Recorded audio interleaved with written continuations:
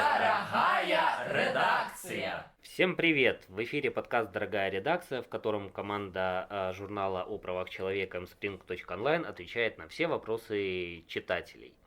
Сегодня у нас особенный гость. Как-то нас в подкасте просили, чтобы к нам пришел Жарабя Алексей Гавриленко, и вот сегодня он с нами. Привет, Леша!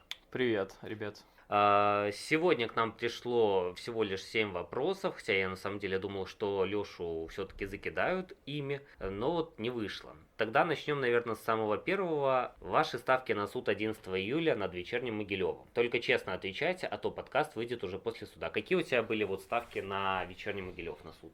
Ну, вообще, я думал, что, скорее всего, все решится в пользу Вечернего Могилева, что суд все-таки примет решение, что там не было никаких экстремистских материалов, и типа все довольны, и все там, до свидания, пошумели немного и хватит. Просто я сам сталкивался с такой проблемой, как проверка материалов на экстремизм. Мои фотки, вот эти конские жарты, проверяли на экстремизм. Да. Вот, было два раза была комиссия.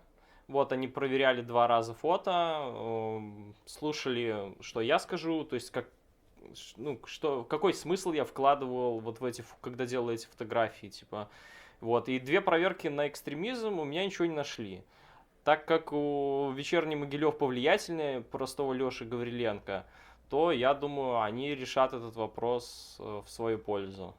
Ну, я был на суде, и я, в принципе, видел, что судья, в общем-то, хочет все-таки каким-то образом наказать Вечерний Могилев. Единственное, что они же пока отскочили, у них пока перерыв в процессе за счет того, что они обжаловали вот это вот заключение экспертной комиссии, которая нашла у них элементы экстремизма в некоторых материалах. У меня вот тогда такой вопрос, а у тебя вообще такая комиссия была, или у тебя вот просто кто-то увидел фотки, решил, что это экстремизм, просто там начал проверку? Проверка началась не просто так, ее вроде как инициировали, как это называется организация? Департамент охраны. Да, ее инициировал департамент охраны.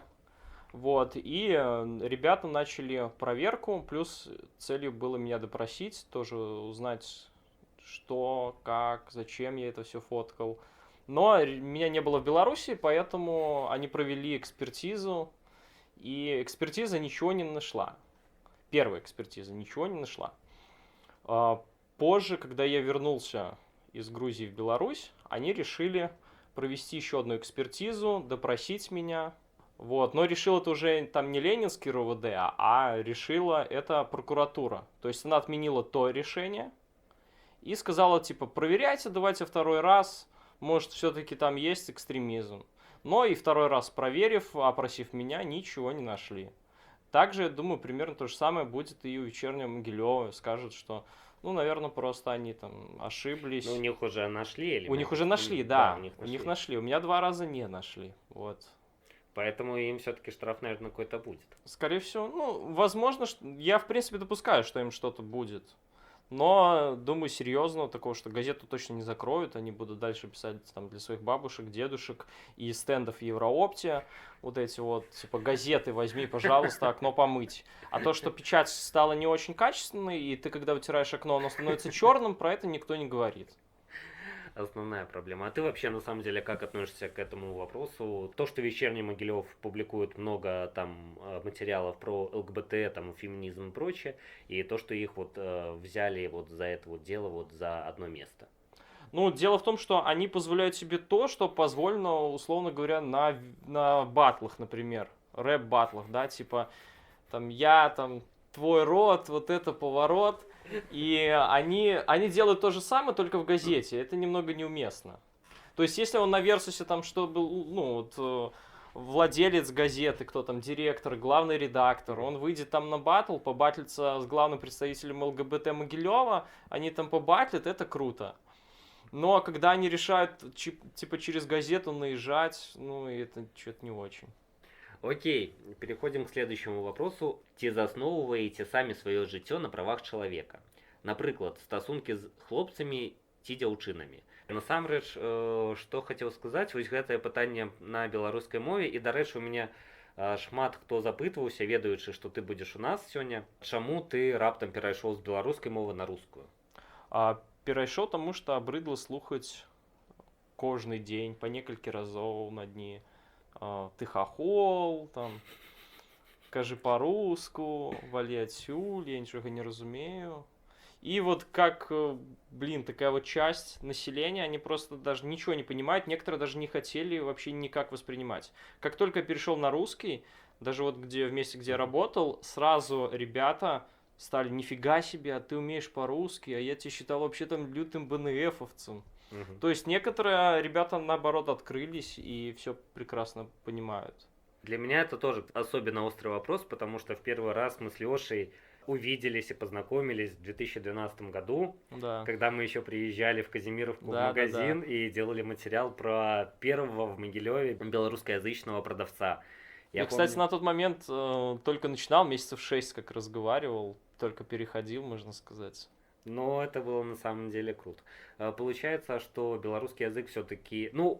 понятно, что у нас есть много людей, которые говорят, что вот надо возрождать белорусскую культуру, белорусский язык. Но ты сейчас прямо говоришь о том, что если использовать язык не как там какой-то культурный механизм, а как средство общения, то все-таки проще на русском. Да, намного проще. Причем я проверил это не просто на словах там или мало общаясь где-то. Я 5 лет регулярно старался использовать только белорусский. Если вот я вижу, человек не понимает, я без проблем там перехожу на русский. То есть, человек из России или просто он в школе, ему было пофиг на белорусский. Я без проблем перехожу на русский. Переходил. Теперь уже просто перешел и все. А на белорусский ты переходишь, если с тобой на белорусский? Иногда перехожу. Но сейчас стараешься уже не палиться, что ты... То есть я не хочу лишних вопросов, проблем. То есть если я иду просто в магазин, я не хочу стоять 10 минут, да что-то, объяснять алкашу. Типа, что это белорусский язык, что это такое, почему это хорошо, почему это плохо, кто такие зубры, что такое МФ и прочее, и прочее, и прочее. И каждый раз постоянно возникают вопросы. То есть человек, так как в Могилеве очень мало белорусскоязычных, и если ты не около Коловской тусы, то, в принципе, шанс встретить белорусскоязычного в Могилеве очень мал. Вот, и когда обычный человек слышит в троллейбусе от кондуктора белорусскую речь, многие воспринимают позитивно, многие угорают, некоторым не нравится. Они потом выходят на остановочках, там что-то начинают говорить. Вернемся тогда вот к нашему вопросу. Я не знаю, есть у тебя сейчас отношения с кем-то или нет. Вот ты их основываешь на правах человека, там, на уважении, толерантности или... Нет, отношений сейчас таких нет, около семейных, вот этого ничего нет. Но остальные отношения, дружеские, зависит от человека, да, то есть есть люди, которых мы открыто друг друга оскорбляем, то есть, по примеру того же батла и прочего, то есть, мы играем в эту там игру, например, вот в определенной компании. С кем-то наоборот, мы всегда там серьезно общаемся. То есть, с разными людьми мы общаемся по-разному. Окей, хорошо, переходим к следующему вопросу. Странный, конечно, вопрос, хотя, наверное, сейчас Жаробя его расшифрует. Верхний без майонеза? Да, 2 нижние с майонезом, 3-й блинчик мало майонеза, и самый верхний, я называю самый, но он просто верхний, и верхний блинчик без майонеза. Для того, чтобы просто... понимали люди, которые не совсем, видимо, осознают, что сейчас происходит. Леша долгое время работал в блинной, «Золотой ключик», и для многих вот эта блинная начала ассоциироваться с ним, а он начал ассоциироваться с ней. Просто потому что с приходом Леши она перешла на белорусский язык, там появилось белорусское меню. Вот Леша сейчас махает руками, что типа вроде как и нет. В принципе, «Золотой ключик», я помню, даже Радио Свобода делала про вас материал. Если я не ошибаюсь. Радио Свобода делала материал еще до того, как я пришел работать. Там дело в том, что Настя, она работала... А кто такая Настя? Настя — это сестра директора. Ага. Вот, она решила тоже начать белорусизацию какую-то в Могилеве и перевести хотя бы меню на белорусский язык. То есть они перевели... одно меню на русском языке, второе меню на белорусском, то есть где хочешь, там и читай. Там вот много посетителей на самом деле, я вот раньше тоже достаточно часто туда захаживал, вот и ты всегда отвечал на белорусском языке. Вот как реагировали люди, которые вот там у тебя заказывали что-то? С каждым годом все хуже и хуже в плане понимания. Серьезно? Вот каждый новый курс ребят, которые приходят учиться, туда, например, в БРУ да, или да, в да, другие да. места, с белорусским языком у них все хуже и хуже с каждым годом. Возможно, они понимают, но они не хотят это признавать, что они понимают белорусский. Мгм. Возможно, они реально просто не понимают обычные там слова. А тебя просили перейти на русский? Да, когда ты- причем Серьезно? в таком тоне «мне по-русски, пожалуйста». То есть, ну, они как-то возвышенно так «не, ну, по-русски, пожалуйста». А ты вот их не так». бил после Нет, этого? я их не бил, конечно, хотелось, но мы же в правовом поле. То есть, некоторые спокойно. Были такие ребята, которые спокойно говорили, типа, чувак, а можешь по-русски? Я говорю, да, без проблем, все. Почему ты оттуда все-таки ушел? Смотри, просто выглядит так, что на самом деле вот идеальный человек для идеального места, вот там вот эти блинцы, которые стали там городским мемом, вот Гауриленко, які там завсёды вось, Даже придумали кличку, я даже не знал такое. Короче, иду как-то как раз с девушкой, мгм. и ей Отмазался звонит ты. подруга и говорит, типа, ты где? Она отвечает, я с Ключманом. Я думаю, что? С каким Ключманом? Придумать такое Ключман. Я не знаю, но это жесть. Так чего ты все-таки оттуда ушел? Я шел, наверное, чего-то хочу большего в жизни. И я заметил, что, то есть, график был 2-2, я 2 дня работал, а 2 дня я мог там ничего не делать, и это мне не очень нравилось. То есть тебе надо постоянно быть чем-то занятым. Возможно, или постоянно быть чем-то занятым, или просто ничем не быть занятым, как Денис Васильков рекомендует. Вот он новый челлендж запустил. Типа, ничего не делайте, ребята. Вот я его выполняю уже 4 месяца. На этом моменте мы передаем отдельный привет Дэну Василькову. Ну, Дэн Васильков, это, кстати, не просто человек, это самый популярный и лучший блогер Могилевщины по версии его мамы, конечно. Писались. Мгм. Раз перешли на соцсети, пока оставим вопросы, которые пришли в редакцию, немножко в стороне. У тебя есть, опять-таки, по городским меркам, достаточно популярный Инстаграм, в котором ты выкидываешь свои... Опять Леша показывает рукой, что типа как бы вроде и не самые популярные, но неважно. У нас просто в Могилеве есть большое количество блогеров, которые в том числе в Инстаграме Где? продвигаются. Например, Ирина Лысенкова. Я не знаю. Она фотограф, вроде как, или видеограф. У нее 130 тысяч подписчиков. Она просто, блин, крутая. Она так классно вообще 130 делает. 130 подписчиков тысяч подписчиков. из Могилева? Не Ну, имеется знаю. в виду, что Ну, она из смотри, Могилева. Она из Могилева, но на каждой фотке по 5000 турецких лайков. Скорее всего, она true блогерка. У тебя пока турецких лайков нет. Ну, кстати, я накручивал на одной фотке, где у меня около 5000. Вот там я накручивал.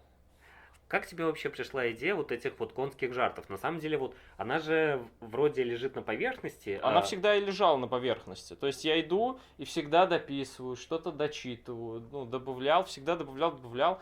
Но самый момент, все началось с магазина Baby Lou, Мгм. где я подписал Кошенька. Кошенька? Ну, вот получилось Baby Лукашенко. Да, для тех, кто не совсем понимает, опять-таки, о чем идет речь, Леша находит различные вывески по всему городу, у него всегда с собой маркер и маленькие стикеры. И Кстати, он сегодня тоже с собой, да. всегда с собой, Всегда с естественно. собой. И он всегда просто дописывает какие-то вот слова к каким-нибудь там вывескам, бигбордам и прочим. И на самом деле получается очень смешно. Переходим к следующему вопросу. Мы это обсуждаем все в воскресенье, но у нас вопрос, какой КФ на Днепро в пятницу? Блин, вопрос вот немножко с опозданием, но коэффициент был вроде 1,9 на победу Днепра. ФК Днепро. То есть Ну- мы были как бы фаворитами. Но в итоге все видели этот гол, Да, который у нас облетел всю СНГшную вратарь спорт, промахнулся мимо тусовочку. мяча, и, блин, да. То есть мы вошли в историю, красавцы. Красава! Это единственный случай, когда про Днепро говорили не только в Могилеве и не только на трибунах, наверное. А ты вообще активно болельщик сам? Я поддерживаю футбольный клуб «Арсенал» из Мгм. Лондона. Тебе не больно? Мне немножко больно, но почему я болею за «Арсенал», я даже сложно это понять. Может, потому что там Ты мазохист. был как Венгер, вот много лет у власти, так и у нас вот человек много лет у власти. Может, там постоянно стабильно мы вроде боремся за топ-4, и здесь мы вот вроде тоже стабильно боремся за выживание. То есть это, ну, скорее всего, так и должно быть. Даже, скорее всего, больше всего болельщиков из других вот клубов именно Арсенала. То есть, если загранично брать команды, потому что началось все с Александра Глеба, Мгм. потом Да, еще да, Аршавин добавил, и реально у нас ребят, которые поддерживают Арсенал, очень много в Беларуси. Я периодически вижу в Инстаграме, что даже в Могилеве есть, наверное, нечто вроде фан-клуба, и вы выбираетесь там, ну, у вас, наверное, там человек иногда 15-20, когда вы просто ходите смотреть на матчи Арсенал. Да, мы приходим, смотрим, отдыхаем, общаемся. А как вы вообще собираетесь?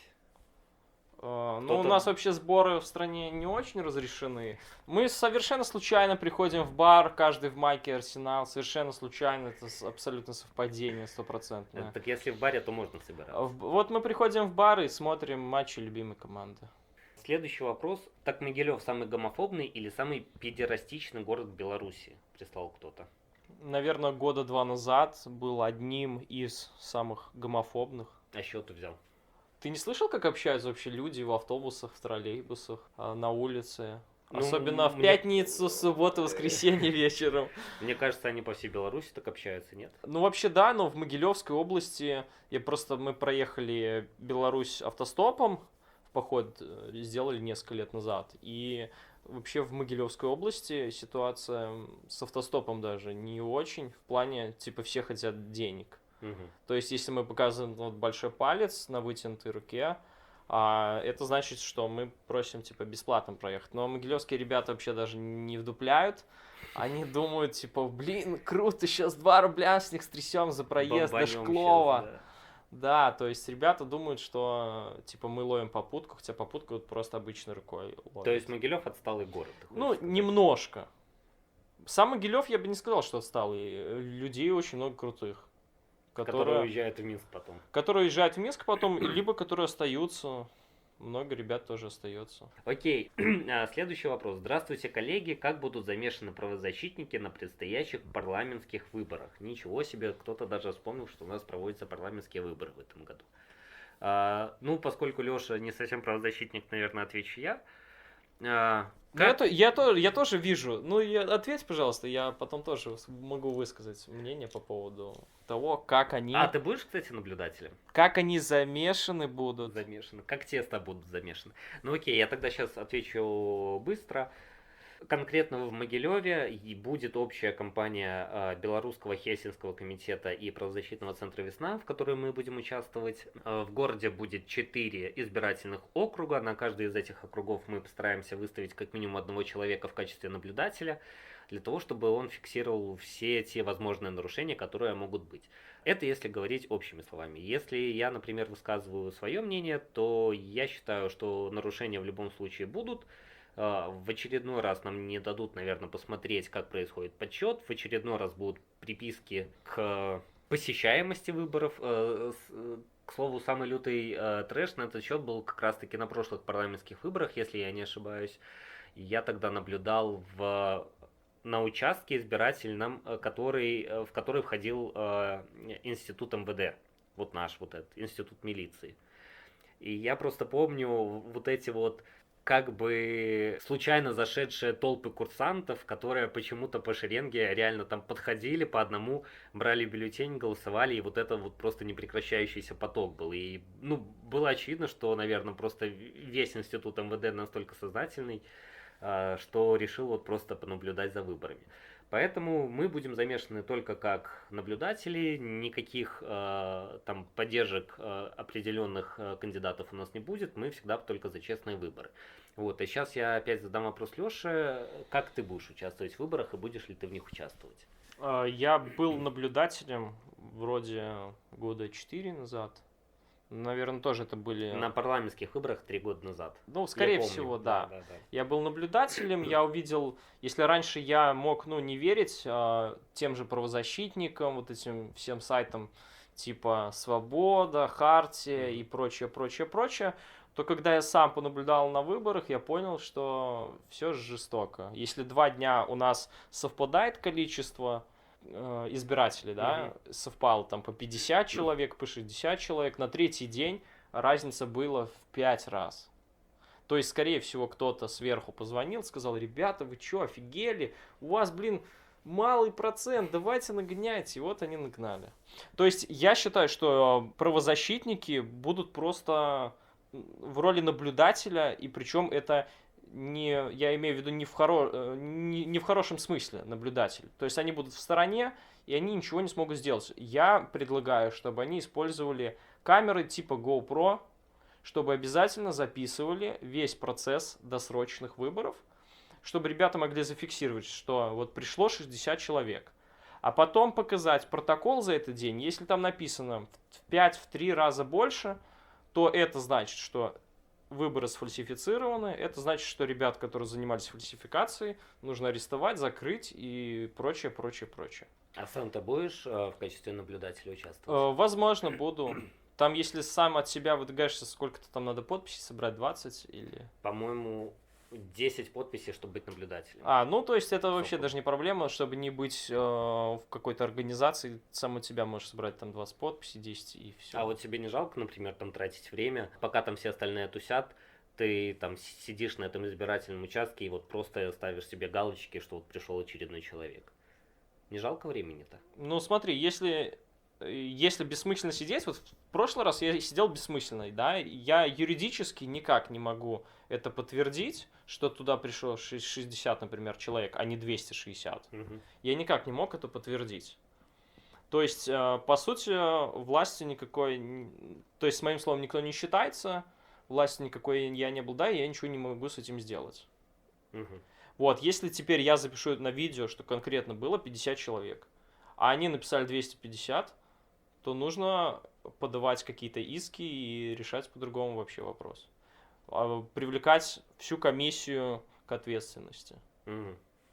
Окей, а если подтвердится, что они делали, вот, например, на этих выборах, если покопать в архивах прошлых выборов, кто был в комиссии, если окажется, что это они, то, возможно, и там они были замешаны, то раскроется с каждых выборов фальсификации. И ребята уедут вообще больше, чем за спайсы на 15 лет. Вот и все.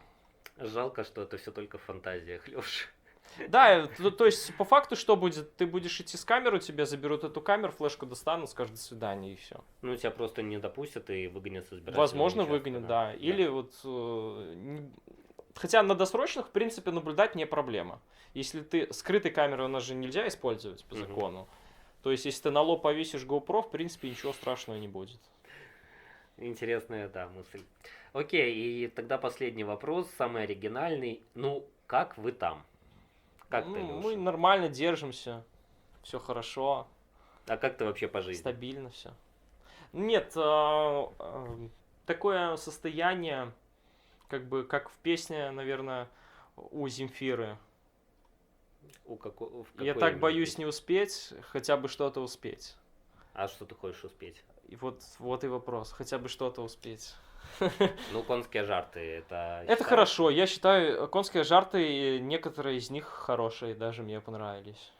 То есть, все, что я выкидываю, там много воды, ерунды и чуши, а иногда бывает годно. А самый ценный, на твой взгляд, конский жарт? Самый ценный... он затронет тему секс-меньшинств. А ты боишься статьи за экстремизм? Смотри, там холодильник LG, и я подписал шрифтом белтелерадиокомпании BT. И вот получилось ЛГБТ или Life's Good с белорусским телевидением. Я считаю, это здесь несколько смыслов, прикольно, смешно, хихихаха. А как ты вообще придумываешь вот это все? Ты идешь по улице, просто я иногда... Я сижу на кухне, ем макароны, Дешевые или не дешевые, какая разница? Как король, короче. Ем, короче, макароны. И смотрю такой, блин, у меня на холодильнике почти написано ЛГБТ. Что-то надо придумать. Вот, а потом понимаю, что БТ у нас уже есть такое лого. Можно его взять и нарисовать маркером. И все, ЛГБТ, привет. Мгм.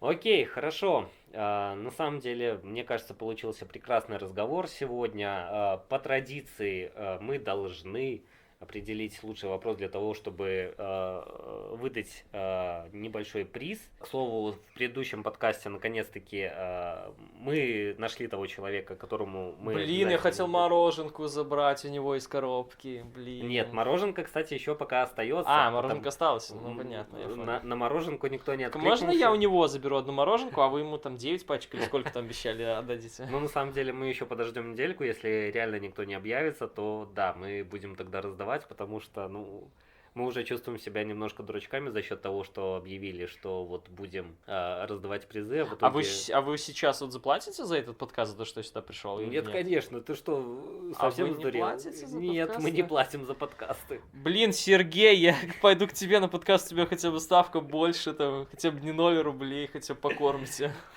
Вот и Сергея Пехтерева замешали, да. Так, Леша, в итоге, какой вопрос ты считаешь лучшим?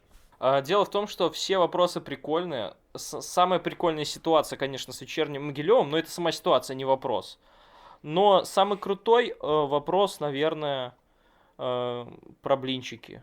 Вот верхний без майонеза? Да, верхний без майонеза. Это самый крутой вопрос. Отлично. Пожалуйста, автор вопроса «Верхний без майонеза», который, очевидно, знает Лешу лично, я так думаю. Может быть, это и сам Леша. Пожалуйста, напишите вот в ту же самую анонимную форму, куда вы задавали вопрос. Напишите, пожалуйста, свои контактные данные для того, чтобы мы с вами связались и отдали небольшой, но Блинчик. приятный Небольшой приз. блинчик, ветчина, сыр без майонеза. Извините. Ну, кто знает, да. На этом, наверное, будем завершать. Это был подкаст «Дорогая редакция», в котором команда журнала о правах человека Spring.online вместе со своими друзьями отвечает на все вопросы слушателей и читателей журнала, которые только присылают. С вами был ведущий Саша Райкон и непревзойденный Леша Гавриленко. Антихайп. Антихайп. Всем спасибо, услышимся обязательно на следующей неделе в понедельник. Выходим мы в 12:05, поэтому, пожалуйста, не